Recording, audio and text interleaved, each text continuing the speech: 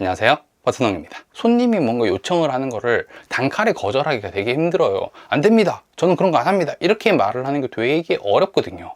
어떻게 하면 이 문제를 해결할 수 있을까에 대한 생각을 했었는데, 제가 되게 신기한 걸 찾았어요. 이게 뭐냐면은, 어떤 말을 하는지에 따라서 내가 해줄 수 있는 것과 해줄 수 없는 것을 상대방이 구분하게 만들 수 있는 방법이 있다는 걸 찾은 거예요. 처음에 나에 대한 인상을 어떻게 남기느냐에 따라서 영업의 결과가 엄청 좋아질 수도 있고 나빠질 수도 있거든요. 영업은 여러 가지 방법이 있어요. 내가 호감을 주는 사람이 될 수도 있고, 뭐 친절하다는 느낌을 줄 수도 있고, 아니면 나는 적극적으로 당신의 집을 찾아주는 사람입니다, 이런 느낌을 줄 수도 있어요.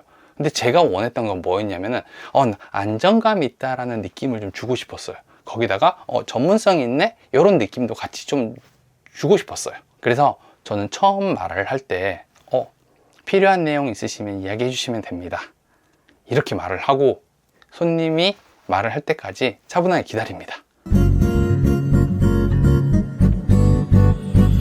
최근에 제가 좀 불편한 사람을 만났어요. 평소에는 제가 좋은 사람들을 되게 많이 만나고 기분이 좋은데, 가끔씩 이렇게 불편한 사람들이 있단 말이에요. 근데 희한하게 이런 불편한 사람을 한 번 만나게 되면 연속으로 만나는 것 같아요. 며칠 동안 그런 사람들을 몇 명 만나다 보니까 되게 힘든 거예요.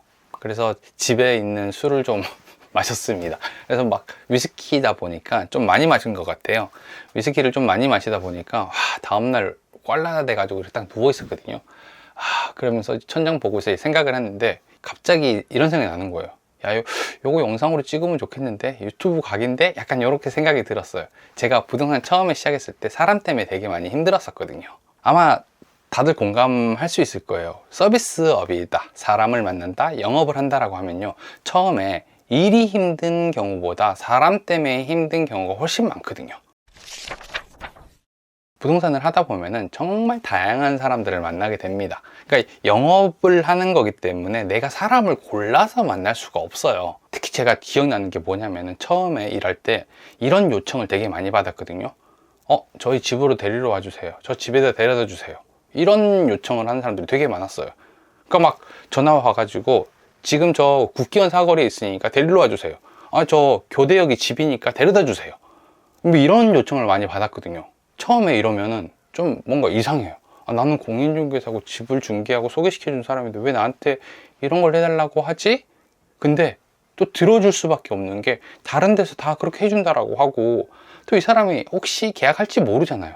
그러니까 이거를 해주게 됩니다. 근데 저는 이게 싫었거든요. 그러니까 나는 부동산 전문가로 일하고 싶어서 공인중개사가 된 거고, 부동산에 대해서 조금 전문성 있게 일을 하고 싶은데 막 자꾸 오라가라고 하는 것도 싫고, 뭐 이런 요청을 듣는 게 되게 싫더라고요. 그래서 어떻게 하면 좋을지에 대해서 고민을 많이 했어요. 이게 서비스업이라는 게 그렇거든요. 손님이 뭔가 요청을 하는 거를 단칼에 거절하기가 되게 힘들어요. 안 됩니다, 저는 그런 거 안 합니다, 이렇게 말을 하는 게 되게 어렵거든요. 그래서 어떻게 말을 해야 되는지 고민을 해야 됩니다. 그때 제가 막 공부를 좀 많이 했단 말이에요. 책도 많이 읽고 강의도 들으러 다니면서 어떻게 하면 이 문제를 해결할 수 있을까에 대한 생각을 했었는데, 제가 되게 신기한 걸 찾았어요. 이게 뭐냐면은, 어떤 말을 하는지에 따라서 내가 해줄 수 있는 것과 해줄 수 없는 것을 상대방이 구분하게 만들 수 있는 방법이 있다는 걸 찾은 거예요. 신기하죠? 되게 신기해요. 이게 처음에 알면 되게 신기해요. 그런 거 있잖아요. 우리가 처음에 사람을 만났을 때 같은 말을 하지 않는단 말이에요. 같은 친구예요. 나랑 동갑이고 친구야. 근데 형석이를 만났을 때는 아이 임마 너 어떡해, 이렇게 얘기를 하다가 민규를 만나면은 민규야 이거는 이렇게 하는 거 아닐까? 라는 식으로 말투가 바뀌고 말을 쓰는 형태도 달라진다는 거죠. 이게 우리도 모르게 사람에 따라서 상황에 따라서 말을 바꾸고 다르게 한다는 거예요. 그리고 내가 그냥 변하게 돼요. 그래서 이거를 손님 만날 때도 할 수 있는 거예요. 이게 이제 제가 상담을 하는 순서거든요. 이게 제가 상담을 하는 순서인데, 인상 남기기, 질문하기, 정보를 확인하기, 상황 판단하기, 안정 및 확신, 이렇게 이제 5단계 정도로 상담을 하거나 손님을 만났을 때 이야기를 풀어나가는데, 첫 단계가 인상 남기기예요. 인상 남기기. 그러니까 제가 이 순서대로 상담을 하는 이유가, 처음에 나에 대한 인상을 어떻게 남기느냐에 따라서 영업의 결과가 엄청 좋아질 수도 있고 나빠질 수도 있거든요. 영업은 여러 가지 방법이 있어요. 내가 호감을 주는 사람이 될 수도 있고, 뭐 친절하다는 느낌을 줄 수도 있고, 아니면 나는 적극적으로 당신의 집을 찾아주는 사람입니다, 이런 느낌을 줄 수도 있어요.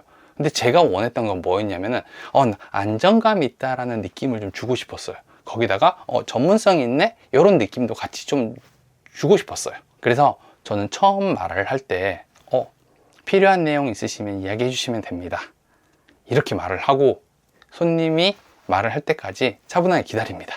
손님마다 말이 다 다르거든요. 어떤 손님들은 말을 되게 많이 해주는 사람이 있고, 어떤 사람은 단답형으로 얘기해 줄 수도 있어요. 네, 아니요, 직구하려고 왔는데요, 이렇게 얘기를 하는 사람도 있습니다. 그러면은 난 손님이 하는 말을 들으면서 메모를 해요. 막 정리를 다 한 다음에 이거를 잘 정리해 가지고 다시 손님에게 말을 해주는 거죠. 예를 들면 이런 거예요. 저 원룸 보고 연락드렸어요. 1억짜리 전세로 올라온 거 봤거든요. 제가 전세 구하는 게 처음인데 1억 2천까지는 가능해요. 방은 분명 원룸이었으면 좋을 것 같은데 이거 말고 다른 것도 같이 보고 싶어요, 이렇게 얘기를 한다라고 하면은 저는 간단하게 다시 정리를 하는 거죠. 네, 네이버에 올린 1억 전세 보고 연락 주셨고 금액은 1억에서 1억 2천 정도까지, 그리고 분리형 원룸을 찾으시는 거네요. 이렇게 간단하게 정리를 해서 말을 한 다음에 다시 질문을 하는 거죠.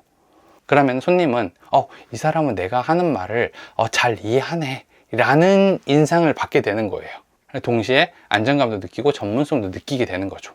그리고 또 한 가지 쓰는 팁이 뭐냐면은 처음부터 끝까지 말의 목소리의 톤을 일정하게 유지해요. 그러니까 높낮이가 있는 말하기 같은 경우는 공감을 이끌어내기 좋거든요. 진짜요? 그때 입주하셔야 되는 거예요? 되게 좋겠다. 그러면 이 집은 어떻게 돼 있는데 이때 들어오시면 어때요? 이런 식으로 해서 공감을 이끌어낼 수도 있는데, 저 같은 경우는 그냥 톤을 똑같이 해가지고 안정감을 주는데 초점을 많이 두거든요. 이렇게만 해도 무리한 요구를 하는 사람이 확연하게 줄어듭니다. 그러니까 어떻게 인상을 받느냐에 따라서 요구하는 게 달라지는 거예요. 원래 서비스업 하는 사람들이 나는 친절하고 싶어 라고 얘기하는 사람들이 많은데, 무리한 요청을 하게 되면은 이런 사람들도 다 힘들거든요. 되게 힘들어해요. 그러면은 이렇게 방법을 찾아야 되는 거죠. 내가 어떤 모습으로 보이는지만 생각을 하고 결정하면은 얼마든지 좋은 방법을 찾을 수 있거든요. 그러니까 사실 친절한 게 되게 힘들어요. 친절하다고 하는 게 되게 힘들어요. 이게 맞나 싶을 정도로 나를 힘들게 하는 사람이 있어요. 처음에 제가 일을 할 때 막 새벽 1시, 2시에 전화가 오는 거예요. 그래서 저 집 봤는데 이거 어떻게 하면서 연락이 오는 거예요. 난 잠을 자야 되는데 새벽 몇 시까지 그냥 자기가 깨어 있으니까 전화를 해요. 그리고 상담을 받으려고 합니다. 그럼 난 내일 일해야 되는데 이게 힘들거든요. 그리고 연락을 안 했으면 좋겠다 생각이 들 정도의 사람들도 있어요. 나랑 만나기로 약속을 했어요. 근데 전화 계속 해가지고 5분 있다 갈게요, 10분 있다 갈게요, 계속 연락을 하면서 제가 그 자리에서 1시간 넘게 기다린 적도 있거든요.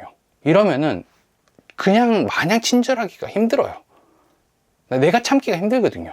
얼마 전에 자영업자 카페 아프니까 사장이다 이런 사연이 올라왔어요. 실 때문에 환불해줬어요, 이런 게 올라왔거든요. 그러니까 음식에서 실이 나왔대요. 그래서 음식값을 환불을 해줬는데, 잘 생각을 해보니까 6개월 전에 다른 데서 내가 일을 하고 있을 때도 실이 나왔다라고 한 게 생각이 난 거예요. 그래서 전화해서 사장님한테 물어보니까 주소가 똑같았던 거죠. 그리고 이 사연을 아프니까 사장에다 카페에 딱 올렸더니 20곳이 넘는 곳에서 나도 환불해줬다, 나도 환불해줬다, 이런 내용이 나온 거예요. 이게 워낙 공감이 많이 되니까 뉴스에서 이 내용을 다뤘단 말이에요. 그러니까 서비스업 하다 보면은 정말 이런 일들 많이 있어요. 근데 우리는 일을 안 할 수가 없잖아요. 그러니까 좋은 방법을 찾아야 되는 거죠. 우리가 봤을 때는 어쩔 수 없을 것 같다라고 생각이 드는 것도 항상 좋은 방법은 있습니다.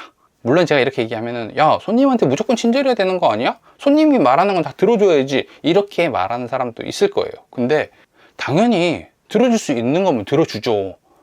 내가 기쁜 마음으로 해줄 수 있는 거면은 당연히 해줘야 되는 게 맞습니다. 근데 저는 집으로 데리러 와라, 집에 데려다 달라, 이게 별로 기쁘지 않고 힘들었단 말이에요. 그러니까 다른 방법을 찾은 거죠.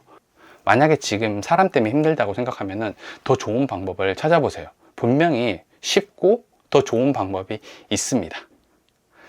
그럼 전 다음번에 조금 더 재밌는 내용으로 찾아오도록 하겠습니다. 구독과 좋아요와 알람 설정 꼭 해주시고요. 감사합니다. 저는 버튼홍이었습니다.